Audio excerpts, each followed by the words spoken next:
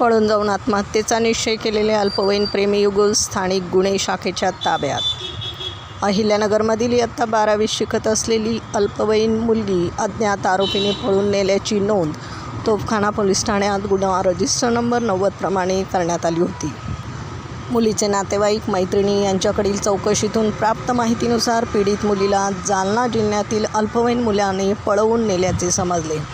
नेवासा येथील bus stand परिसरात सदरचा मुलगा अपहरित मुलीसह थांबलेला असल्याची माहिती समजतात सापळा रचून त्यांना ताब्यात घेण्यात आले. त्यांच्या चौकशीत इंस्टाग्रामवरून ओळख होऊन प्रेमसंबंध तयार झाले, परंतु वैयक्तिक कारणास्तव पळून जाऊन आत्महत्या करणार असल्याची बाब समोर आली आहे. पथकाने ताब्यातील अल्पवयीन मुलगी आणि विधी संघर्षित बालक यांचे मनपरिवर्तन करून पुढील तपासकामी तोफखाना पोलीस स्टेशन येथे त्यांना हजर करण्यात आले.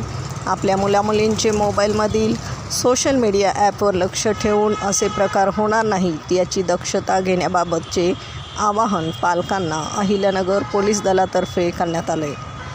सदरची कारवाई पोलीस अधीक्षक सोमनाथ घारगे, पोलीस निरीक्षक किरणकुमार कबाडी यांच्या नेतृत्वाखाली दीपक घाटकर, बाळासाहेब नागरगोजे, भिमराज खरसे, प्रशांत राठोड, किशोर शिरसाट, बाळासाहेब खेडकर, ज्योती शिंदे, अमोल भागवत यांच्या पथकाने केली आहे.